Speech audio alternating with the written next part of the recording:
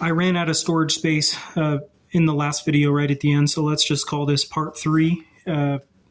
So I was talking about vax mandate talks became tat mandate talks because leftist, these cock-loser feminist assholes were saying that, it's fair to tattoo your face. It's fair to the gang members who subjected themselves to Shotokan Karambit. Right, so it's fair that we all get face tattoos, right? And that's where we put our foot down and said, no, there's no way, because tat mandate means it's not a free country anymore.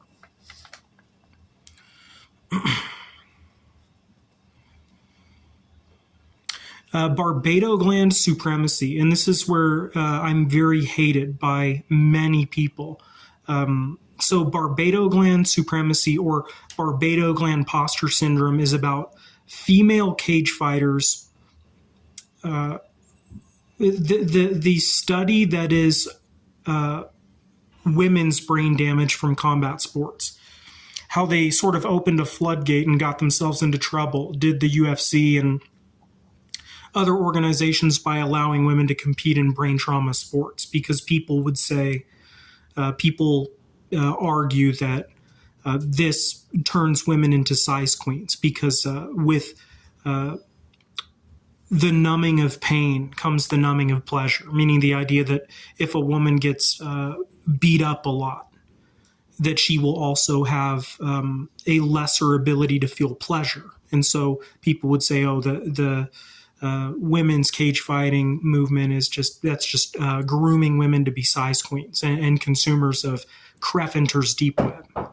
It's the idea that women would be like women who are punch drunk would be militant size queens, because the cage fighter community, that culture, movement, and idea merged with the porn community, the culture, movement, and idea via OnlyFans. And so Barbados gland supremacy is the idea that women in cage fighting would become militant size queens who actually want to injure people who have small cocks, injure men who have, a modest sized penis, right? And that those women with brain damage who were in cage fighting were more likely to consume raunch pig media. Raunch pig media meaning Kreffenter's deep web, a dark web space where you could find videos of men who had modest cocks castrating themselves, or even worse, being hurt by other people, right? And that is called Barbados gland posture syndrome, or Barbados gland supremacy. Militant size queens created by brain trauma in women in masses, right? How there's a bunch of women who join the cage fighting movement and idea. It's where women become alpha pants in the relationship, and they just want a wimp with a big dick, real or fake. They become more prone to or more susceptible to cheese wire chesy, aka weaponized penile implant.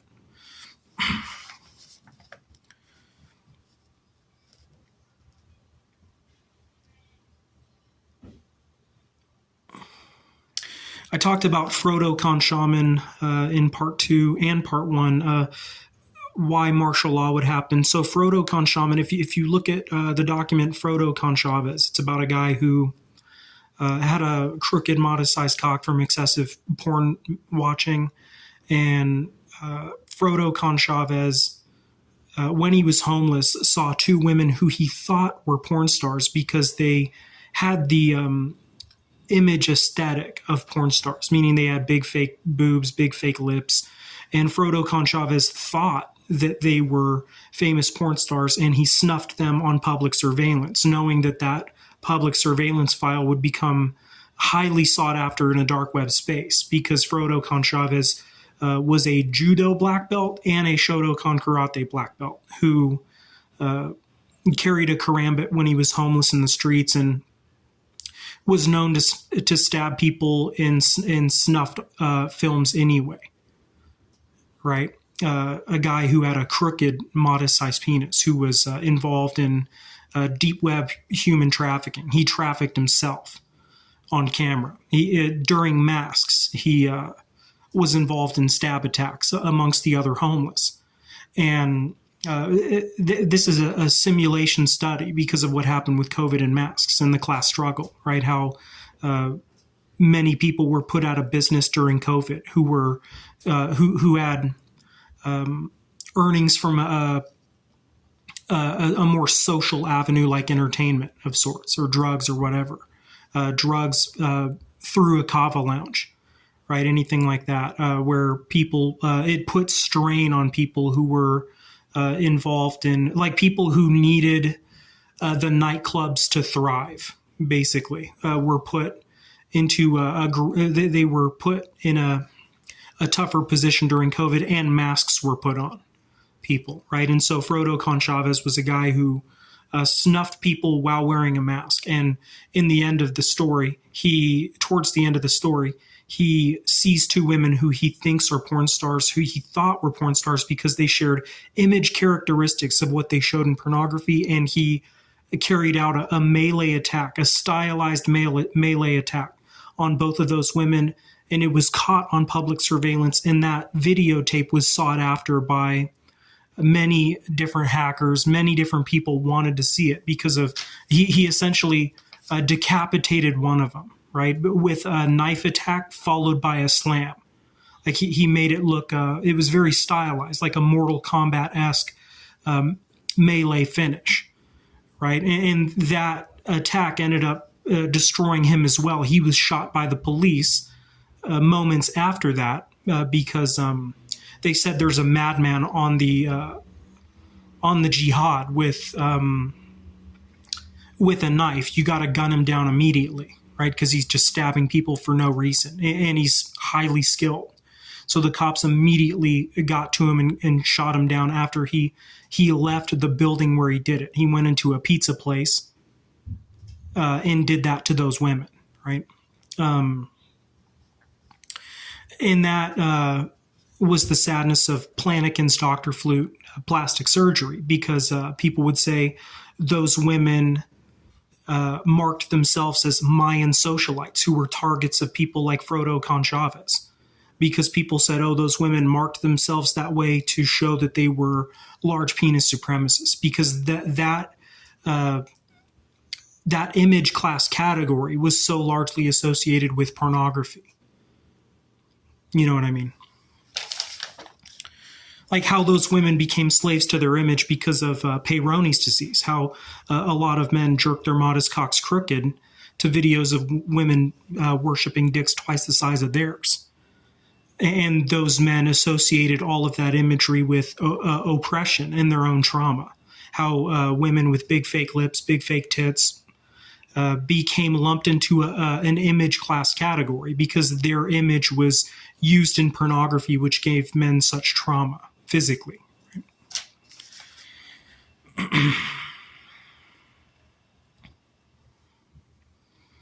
I guess briefly, I'll talk about Dean Matthews. So the story of a guy whose penile implant failed, and he decided to just get a sex change entirely, and he had a heroin barrel hub with no needle and no plunge. He had that attached in place of his penis. So he had a trinket he could piss out of.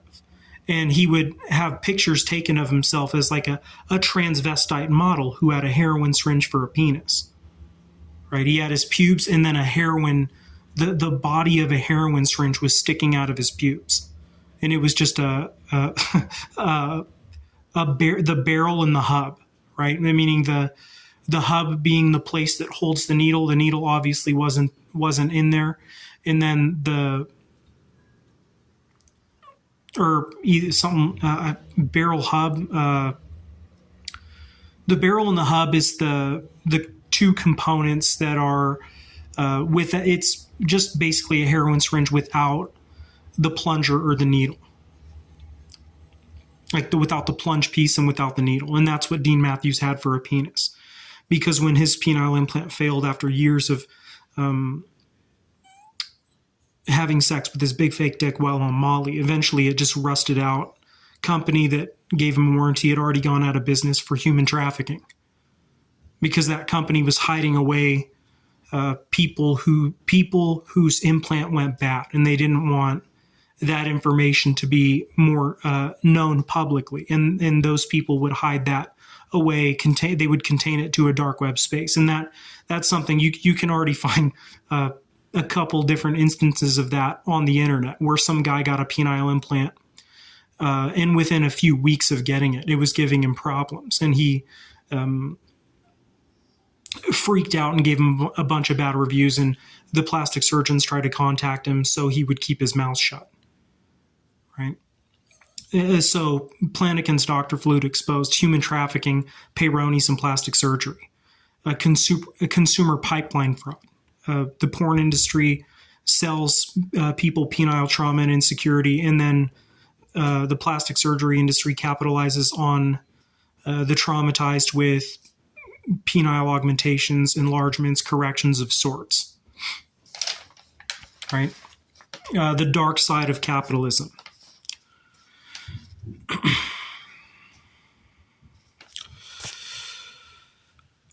I'm going to have to follow up later. There's, like I said, there's so many layers to all of my journals. This is a brief introduction to Shotokan Karambit philosophy.